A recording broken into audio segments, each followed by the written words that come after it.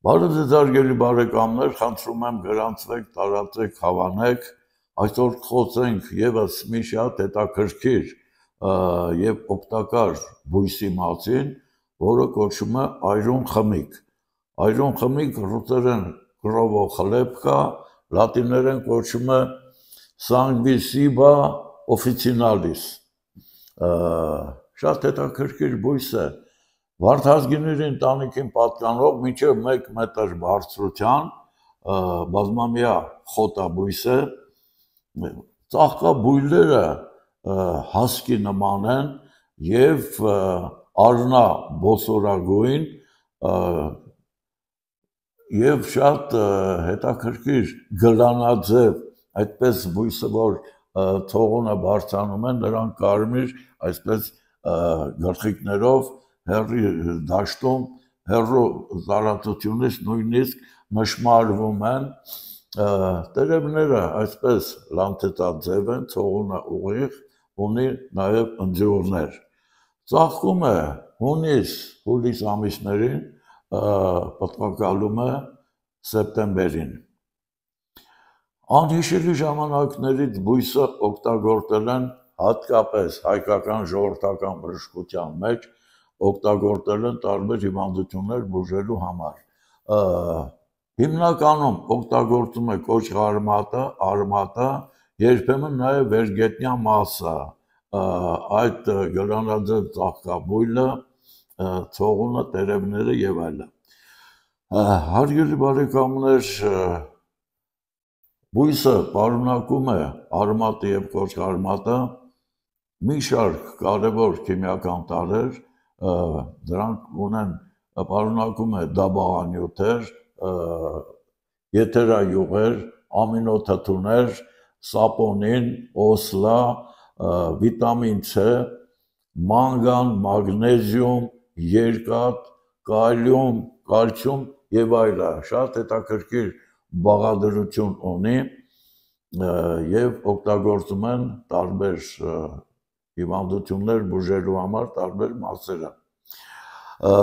Բույսը, երբ որ նորմալ հավաքվում է եւ պահպանվում է, նրա պիտաներությունը կոճղարմատի եւ արմատի մինչեւ 5 տարի է։ Այն հանդիսանում է իր պարունակություններով, օգտակարություններով, նրանով բուժել են հավկուրությունը, հավկուրությունը իջեցնում է այրան ճնշումը, վերացնում է արյունային խորխը, խորխամուխ հատկություն ունի, վերացնում է խորխը, տարբեր տեսակի լուծերի ժամանակ են օգտագործում, հատկապես արյունային լուծերի, ունի հզոր արյունականք հատկություն, օգտագործում է դաշտանային ցիկլը կարգավորելու, դաշտանային արյունահոսությունները դադարեցնելու, ոչ միայն դաշտանային, այլ աղիքային, թութքային արյունահոսությունները, օգտագործում է ստամոքսի տարբեր հիվանդություններ բուժելու համար եւ նրանից պատրաստում են թուրմ, եփուկ, մզվածք եւ այլն։ Գիտական բժշկության մեջ ընդունված է եւ հաստատված է նրա օգտակար հատկությունները, հատկապես անոթասեղմիչ եւ հակաբորբոքային ազդեցությունը։ Որպես անոթասեղմիչ այն օգտագործվում է, տարածված է գինեկոլոգիայում, գինեկոլոգիական պրակտիկայում, առատ դաշտանի ժամանակ են օգտագործում, ինչպես նաև հետ վիժումային շրջանում արյունահոսությունները դադարեցնելու համար։ Որպես հակաբորբոքիչ օգտագործում է ստամոքսեղիկային համակարգի հիվանդությունների համար, հատկապես խոցային եւ սուր գաստրիտների ժամանակ, կարգավորում է ստամոքսի լորձաթաղանթի աշխատանքը, բուժում է այդ տրոֆիկ խոցերը, պարունակում է մեծ քանակությամբ ֆիտոնցիտներ, այդ ֆիտոնցիտներ պարունակելու շնորհիվ նա օրգանիզմում ճնշում է, կասեցնում է աղիքային ցուպիկի, տիֆի, պարատիֆի եւ դիզենտերիայի բացիլներին, ոչնչացնում է տառատորը, ոչնչացնում է նաեւ տրիխոմոնադներին եւ օգտագործում է գինեկոլոգիայում տրիխամոնադային կոլպիտները բուժելու համար։ Իր այս հզոր հակաբակտերիալ հատկությունների շնորհիվ օգտագործում է նաեւ մաշկային հիվանդությունները բուժելու, էկզեման, թարախային այդ բշտիկները, պզուկները եւ այլն, այն դրվում է նաեւ երկարատև չբուժվող խոցերի վրա, տրոֆիկ խոցերի վրա, որը հեշտությամբ այդ խոցերը բուժվում են եւ փակվում են։ Դիզենտերիայի հատկապես արյունային լուծերի ժամանակ շատ էֆեկտիվ արդյունք է տալիս։ Իր հիմնական հարվածային, այսպես ասած, գործոնը դա արյունական եւ հակաբորբոքային գործոնն է։ Հարգելի բարեկամներ, նրանից կարելի է պատրաստել եփու, կարելի է պատրաստել թուրմ եւ այլն։ Վերցնում եք 30 գրամ մեկ բաժակ երմանջրի մեջ դանդաղ եփում եք կես ժամ, բավականին երկար ժամանակ է, եւ պետք է դանդաղ երբեք, որպեսզի ջուրը չգոլորշանա, իսկ եթե հնարավոր է կարող եք բերանը փակ անել այդ գործողությունը, սառնելուց հետո քամում եք եւ խմում 1 ճաշի գթալ օրը 3 անգամ ուտելուց հետո։ Կարող եք նրա մզվածքը, ջրիկ մզվածքը պատրաստել, դրա համար վերցնում եք 50 գրամ, այսինքն խոսքը վերաբերում է արմատին եւ կոճղարմատին, մանրացրած վիճակում, լցնում եք 400 միլիլիտր երմանջրի մեջ, դանդաղ եփում եք մինչև մնա կեսը, այսինքն մինչև մնա 1 բաժակ եւ խմում եք դարձյալ 1 ճաշի գթալ օրը 3-4 անգամ քաղցած վիճակում։ Վերգետնյա մասը, եթե դալար է վերգետնյա մասը, կարող եք այն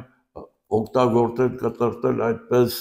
սալատների, աղցանների նման այլ կերատեսակների հետ կարող եք խառնել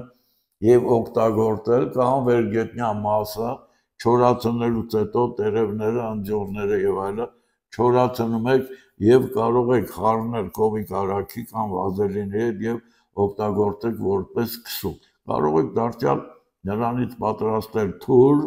այսինքն 2 ճաշի գթալ այդ չոր հումքը, տերևները կամ անդյուրները չորացրած վիճակում, լցնում եք 300 միլիլիտր երմանջրի մեջ, դանդաղ եփում եք 10 րոպե, սառնելուց հետո կարող եք խմել 50 միլիլիտր օրը 3-4 անգամ քաղցած վիճակում։ Բույսը կարող է գնել դեղատների ծայրուն խմիք կամ կրովոխլեպկա ռուսերեն վաճառում են, այնպես որ անհրաժեշտության դեպքում, եթե ուզում եք օգտագործել, ապա կարող եք օգտագործել։ Հատկապես խոցային կոլիտների ժամանակ շատ կարևոր նշանակություն ունի։ Իսկ խոցային կոլիտները մենք այդ միասին խոսել ենք խոցային կոլիտների մասին եւ դժվար բուժվող երկարատև հիվանդություն է հանդիսանում։ Այդ բոլորը գրված են իմ գրքերում, հարգելի բարեկամներ, ուզում եմ ցույց տամ իմ գրքերը, արագորեն բժշկարանը, որը ներառում է 90 տեսակ հիվանդություն, հիվանդության մասին գրված է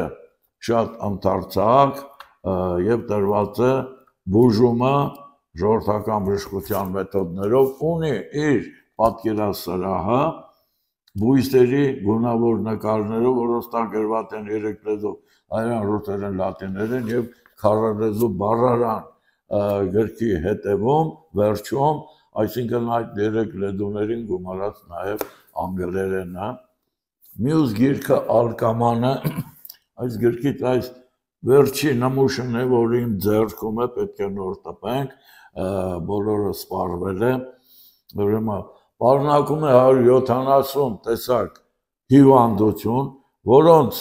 հիվանդության նկարագիրը գրված է կարճ, համառոտ եւ տրված է ընդարձակ բուժում, բազմաթիվ